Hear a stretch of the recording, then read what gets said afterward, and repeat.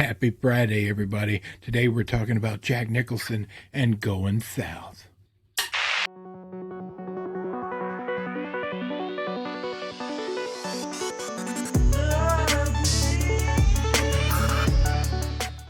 Happy Friday, everybody. How was your week? Did you have a good one? Are you excited for the weekend? Because I am. We're just a few short hours away from it. And I can't wait to get there. I got things to watch, friends. So much to do. Today, we're talking about Going South. Specifically, the copy from Cinématographe. Never had a copy of anything of theirs. That's why I just bought the single disc. They have a really nice box set of this, which after watching this, I may have to buy. Oh my goodness. This was on sale on Amazon, so I bought it because I'd never seen the movie, and I do so love Jack Nicholson. And I gotta tell you, I was quite impressed with everything about this, including the special features, with one exception, which is why I'm not sure if I'm willing to shell out the money for the nice box set, all because of one single special feature. And we'll talk about that at the end. Ooh, buddy, let's talk about this movie, shall we? Let's look at it. Going South, 1978, PG, 1 hour and 48 minutes. Friends, this is the second movie Jack Nicholson directed. Due to the lack of men after the Civil War, a western town allows a young bachelorette who lives alone to save any thief from hanging if she wants to marry him. Directed by Jack Nicholson, written by John Herman Shaner, Al Ramirez, Charles Shire, starring Jack Nicholson, Christopher Lloyd, and introducing Mary Steenburgen in her first movie role. Alright, friends, this is the Cinématographe version of the 4K. I just want you to see. It comes with the 4K and the Blu-ray. I like the yellow. Alright, and of course it has the original artwork, so you can switch it around depending on what you prefer. I'm not really sure how I feel about whether I like the newer artwork or the older. I think they both look alright, but that's kind of cool. So, here's the thing. In this movie, Jack Nicholson plays a horse thief. He's done a few bad things, and he gets caught by the sheriff, a posse, the deputies, etc. They chase him right over the border into Mexico, and he thinks he's safe, but nope. They ride across into Mexico and arrest him. And first things first, I want you to understand, this movie, from my understanding, Jack Nicholson wanted it to be serious, like a serious drama. Unfortunately, due to some of the scenes that are shot and the way they're shot, this movie comes across quite hilarious.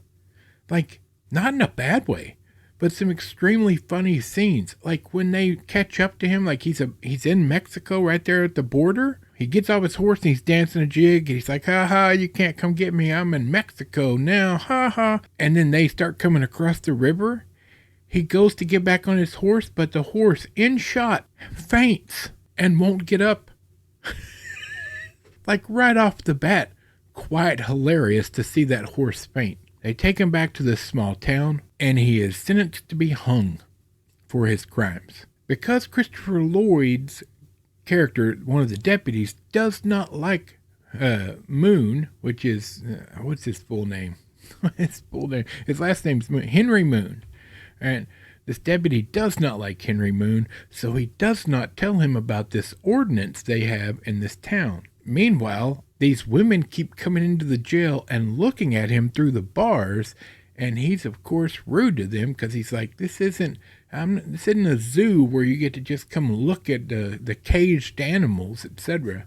So he's not very nice to them. The sheriff is taking him out to the gallows. He finds out that there's this deal that they do in this town that if you're going to be hung and any woman in the town decides she wants to marry you, she's a landowner, she's a part of the town, then it saves you from hanging and you get a second chance at being a good person, right?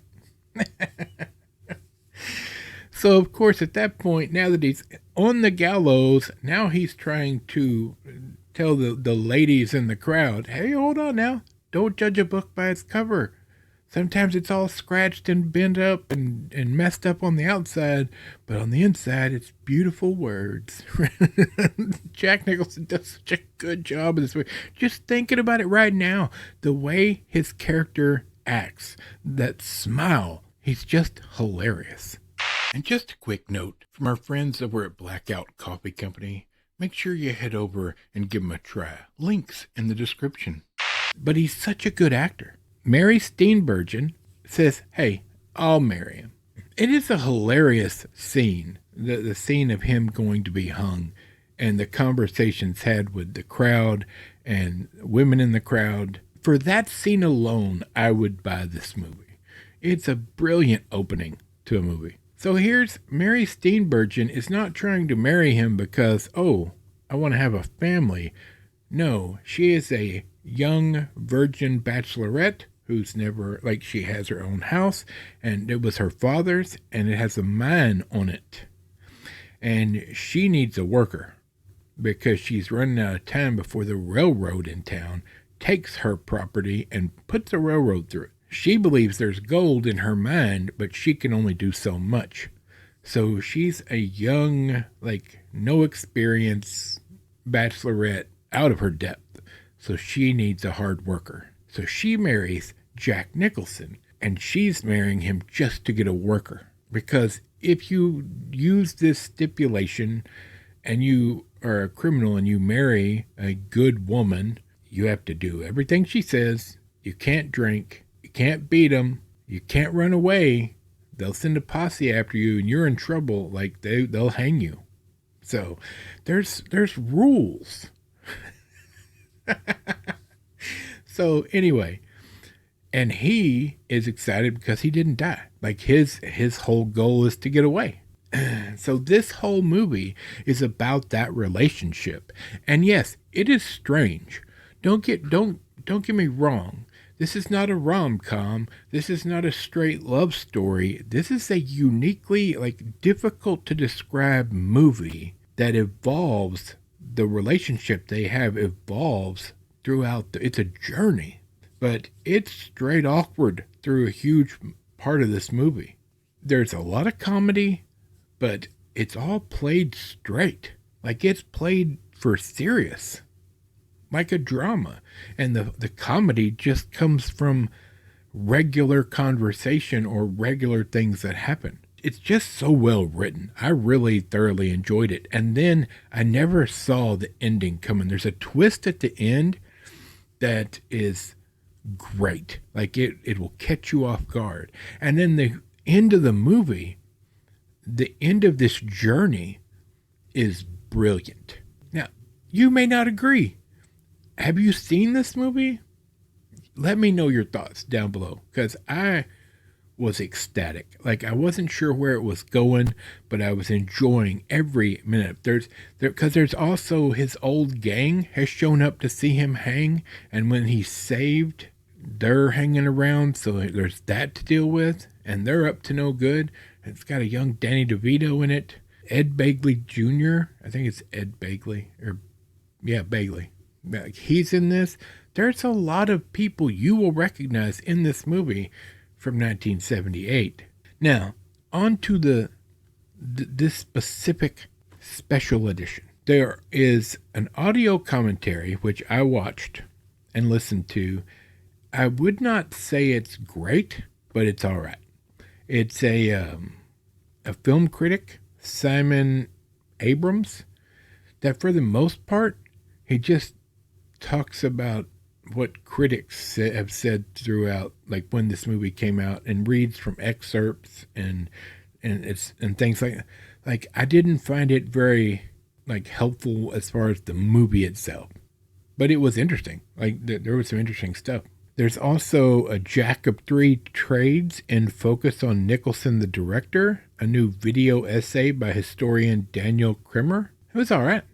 Like I learned some things, and it was full of information and interviews, so that was nice. Nestor Almendros, A Man with a Camera. Now this was the problem for me. A new video essay by historian Sam Dehan. Nestor Almendros was the cinematographer for this movie. As beautiful as this movie is, and as much as I enjoyed the cinematography in this movie, the fact that this guy that they're talking about in this essay is a cinematographer, that's fantastic. Great. I want to know about somebody that did a great job on the movie, but this video essay starts right off with talking about how this cinematographer, like, he was homosexual, which is fine. Like, if that's factual.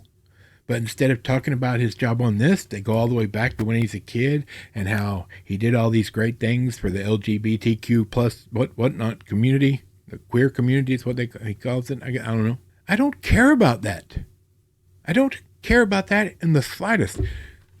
When will you realize, boutique Blu-ray or video companies, if we are buying a movie, the special features should be talking about the movie or in regards to the movie?